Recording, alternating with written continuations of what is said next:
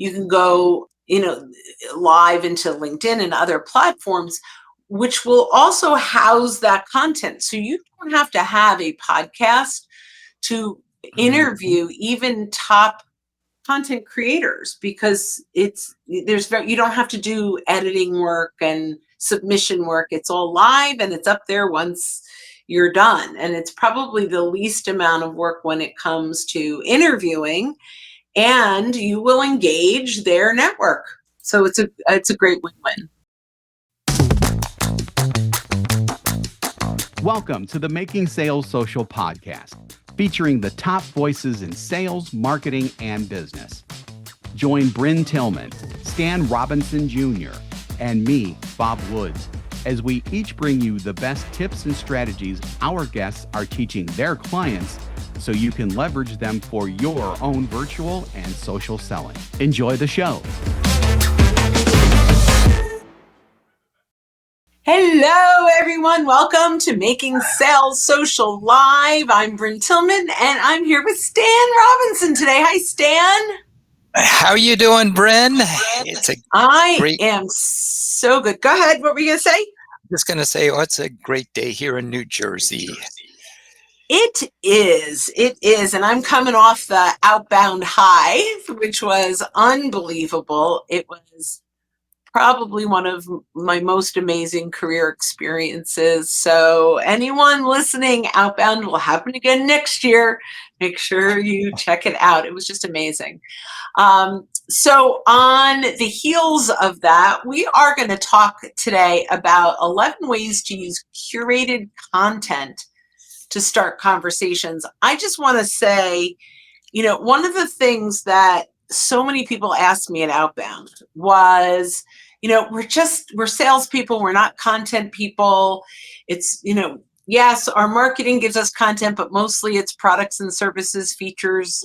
It's not really educational and it's not really engaging my prospects. What do I do? And, hands down, curating content is one of the best ways to have fabulous content that engages your prospects. And ultimately, it's about leading to your solution, not with your solution. The last thing I'll say before I turn it over to you is Anthony Iannarino had a wonderful keynote that really emphasizes something that we talk about a lot, but he called it trading resources for time. And so I loved that, right? We talk about mastering the ask-offer ratio, that your value has to be greater than the time they invest in order to earn the right. But it was just so simply put with trading resources for time. The resources are resources that they want to consume, not necessarily content we want them to know about. Often when we're sharing our content too early in the sales cycle, it feels like a pitch, even if we know it's valuable. Mm-hmm. So curating a third-party piece of content is a powerful way to show up with value without anyone ever feeling like it's a pitch. Yep. Exactly. And curated content, and you mentioned this, Bryn, just now, third-party content. So it's someone else's content that they've created that is relevant to your audience, and you're sharing it with your audience because you feel it would be of value to them, of course, with full attribution to the person that created the content. And so, I'm ready to dive in. Do you want to start with number one? And then we'll go from there. We have 11, so we're going to be going quick. Yeah, and just one more thing, and then we'll dive in. Is if you're not sure where to curate content, I'm just going to share this for a moment, because then we're going to share how do we use that content to start conversations. There are a few things.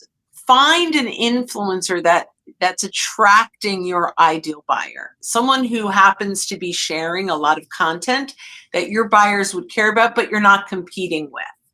So, for example, Jeb Blunt shares content. He's engaging salespeople. We engage salespeople. We're non-compete. We're actually partners in things, right?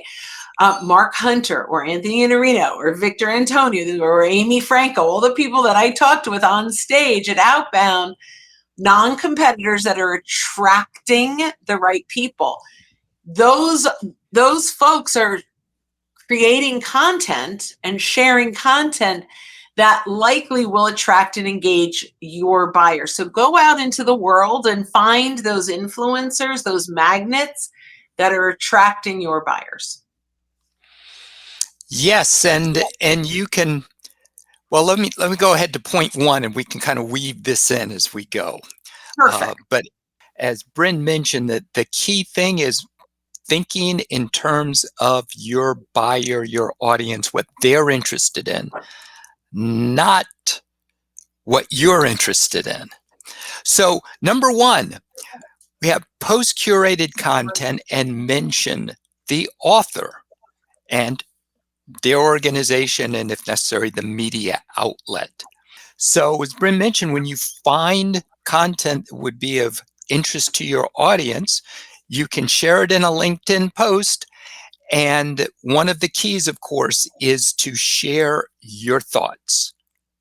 Let your audience know why you think this content will be of value to them. And it could be anything from a blog article to a recent research report, anything like that, news that is relevant to your audience, because we're so inundated with news today, it's hard to keep up.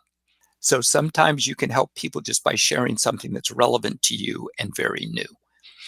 Anything you would add to number one, Brent? Yeah, so I'm going to yes and what you just said. So mentioning the author, the organization, for example, was it published on Forbes or HubSpot? That's the media outlet. Why do we want to do this? Well, they will likely engage, and then their network will start to see our content. So, that curated content. So, if you put out their brilliant perspective on overcoming objections by Jeb Blunt at Sales Gravy, right? So I mentioned Jeb, I mentioned Sales Gravy. The people at Sales Gravy marketing will engage. Jeb will at least like it. Maybe he'll even comment.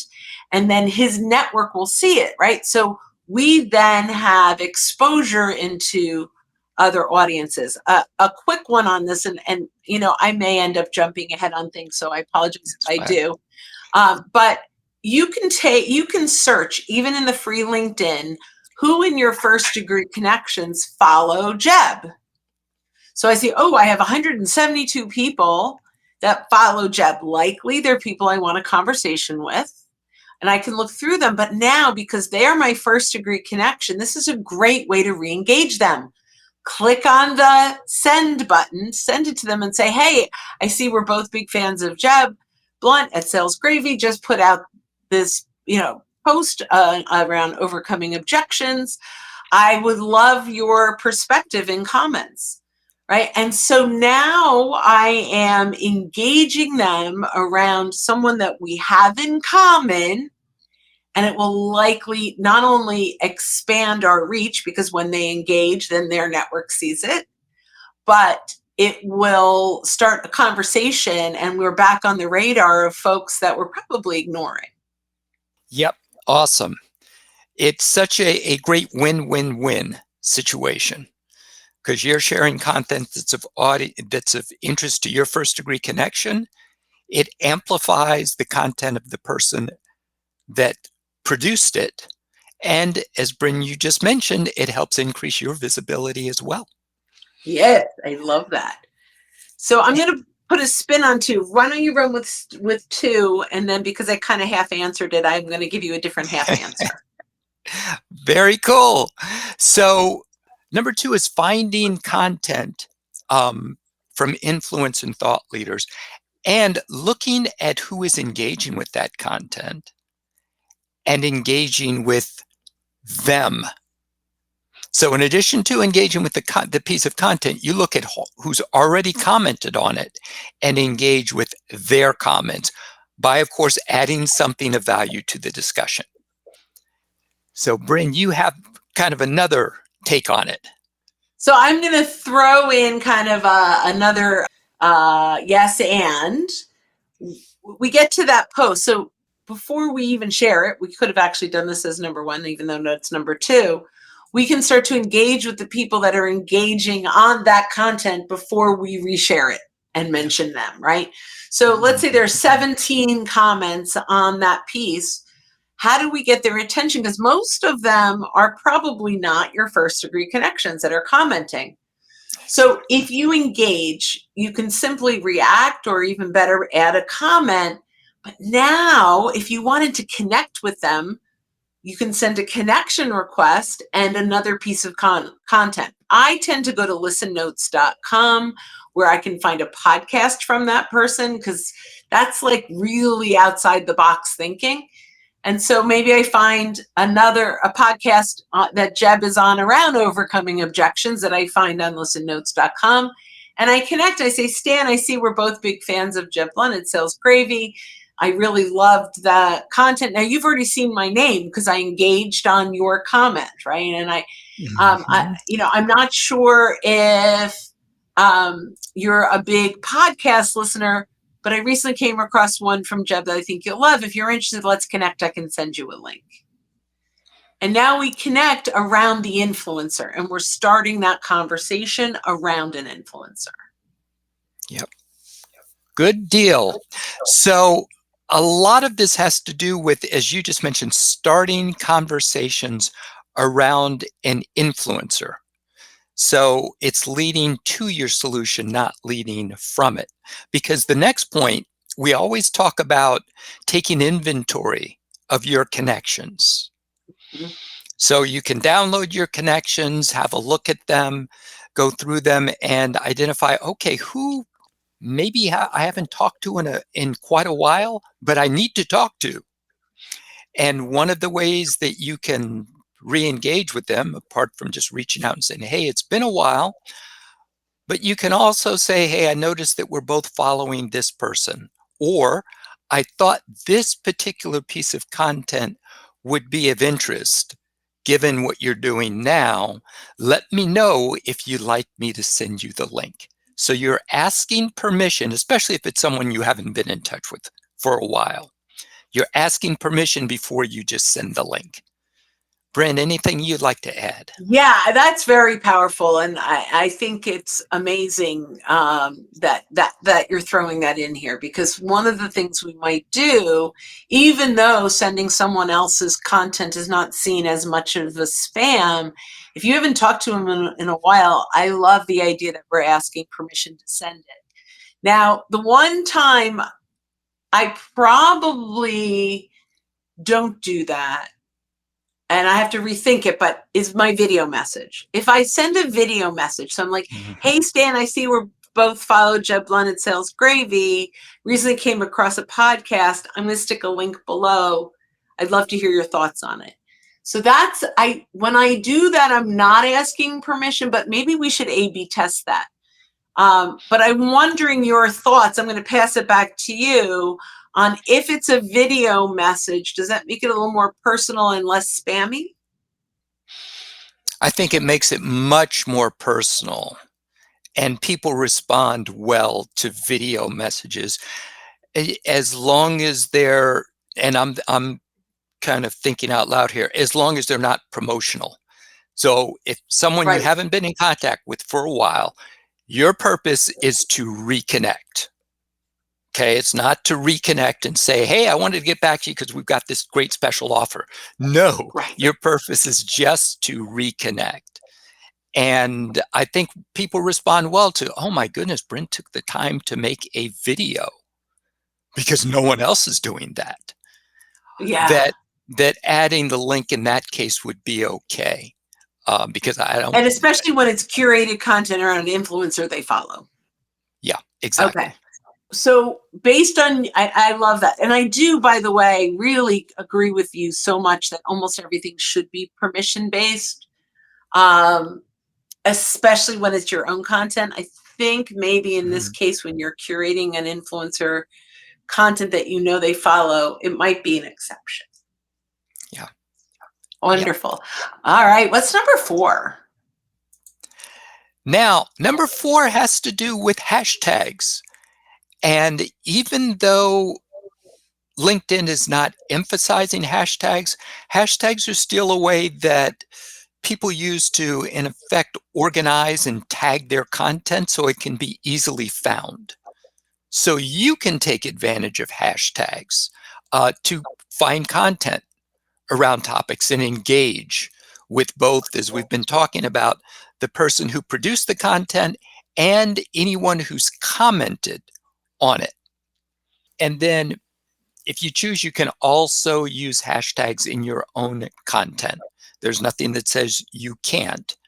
And lastly, and then I'll turn it over to you, Bryn, one thing about hashtags is you can also use them to make your own content easier to find by you.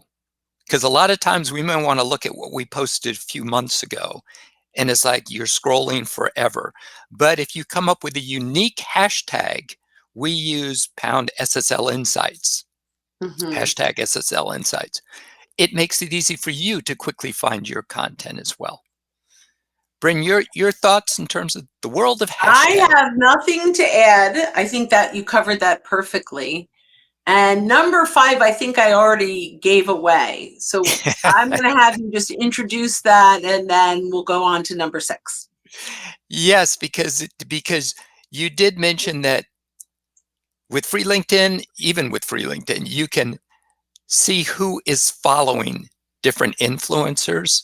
And so you can identify an influencer, look at who else is following them, and then use that as a basis for engagement. You're engaging around the influencer. And then you mentioned you can use something like Listens Notes to find relevant content. So good, let's see. Number 6, now this is one of our favorites, and that's interviewing your prospects on Zoom or on a LinkedIn Live around, it could be a trending topic, a topic that they are expert in, and use that content, the curated content, as the main topic for discussion. So there are lots of ways that you can take this, but the idea is to interview your prospects. And Bryn, this is something that you came up with in terms of this is a way that you can actually run a campaign. Yeah, I mean, we can take this into some deep, it could be very superficial in interviews, or we could go really, really deep. But interview your prospects on Zoom. It's really this hybrid of original content / curated. So it doesn't have to be your thought leadership.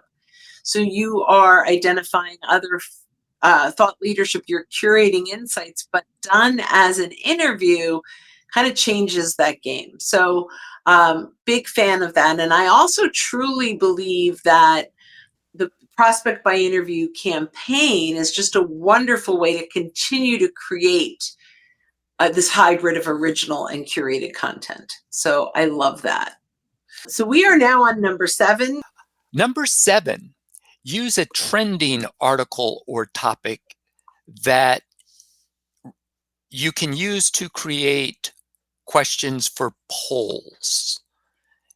And LinkedIn offers the ability for you to create polls, ask a question, and then pick answers, 3 of which should be the ones that are most likely to come up and the most likely to surface the type of information that you're looking for and that you think your audience would be interested in.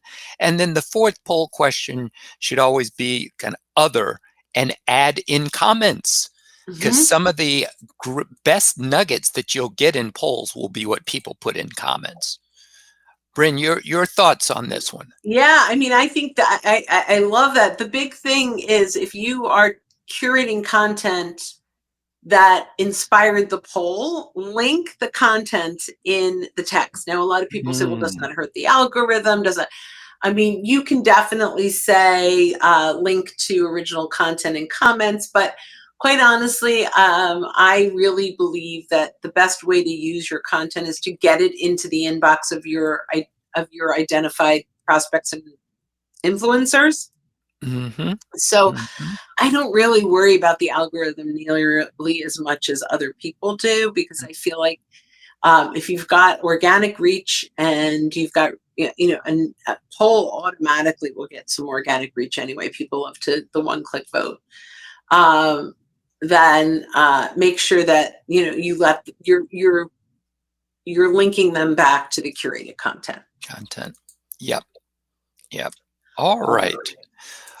Moving on to next, number 8, which is newsletters. And you can create a newsletter with links to curated industry insights, content, and other relevant content. So in addition to your own content, because you definitely want to use it's your newsletter, so you can use it to talk about your events, what you have coming up, content that you've created. You can also use the newsletter to highlight curated content as well. Yeah, I love that. And we primarily have our original content, but you could curate events. So if you're going to an event, you can curate events, you can curate podcasts, you can link people to interviews. Like there's so much that you can do inside a newsletter that makes really putting that newsletter together much easier than having to think of new content, original content every time. Yep, and that's one of the golden things about curated content that we mentioned, is that you don't have to spend the time creating it, which is what stops a lot of people from sharing content. They just think, I don't have time to create this. But as we mentioned, just pick sources of third-party content and share them. Now, the next one is invite, say, content creators to a Zoom interview or to LinkedIn Lives, like we're doing now, to talk about what they've published. And of course, that's kind of related to what we've talked about, but it's another approach as well.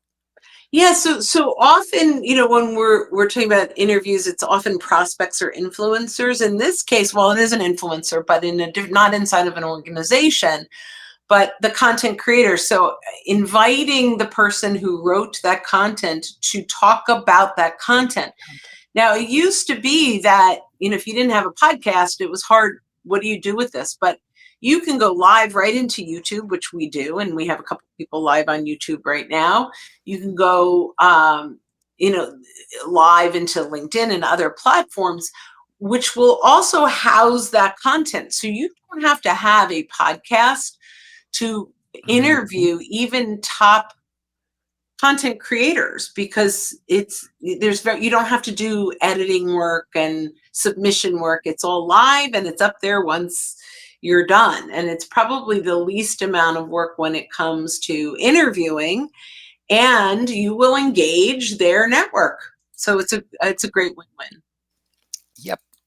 Good deal.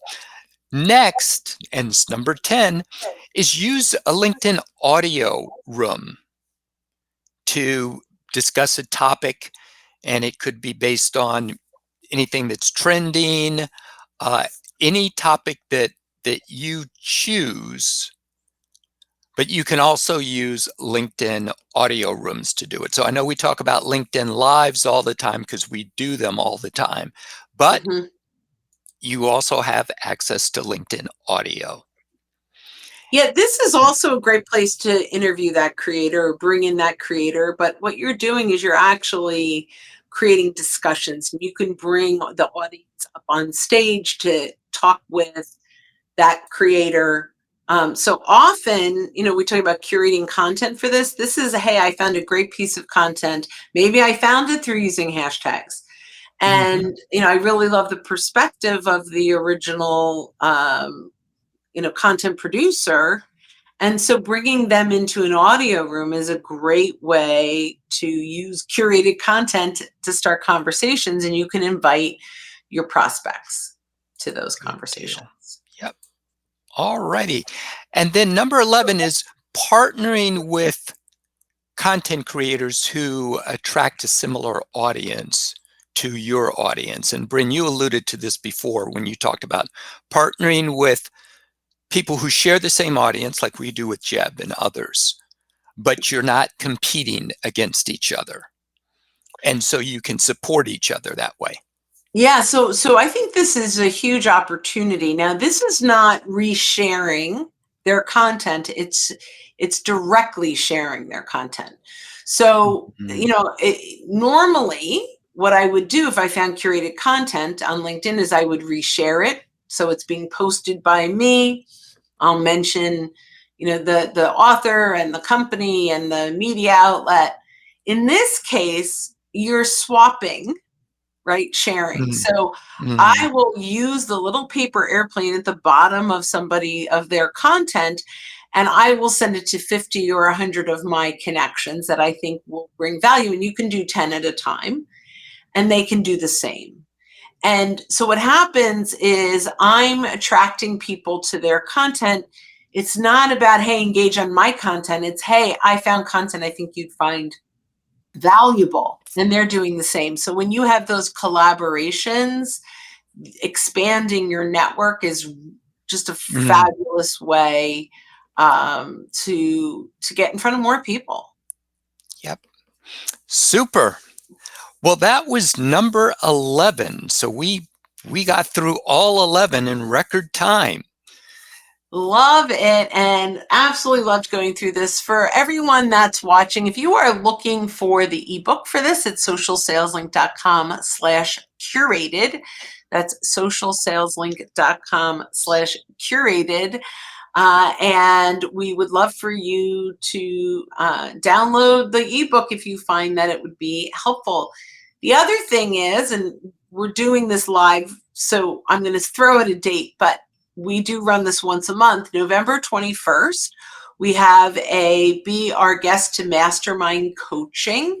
So if you go to socialsaleslink.com/events, if it's past November 21st, you'll see the next one because we do put it up at that same link every single month. So come join us, ask your questions. We'd love to have you as our guest. So Stan, any parting words?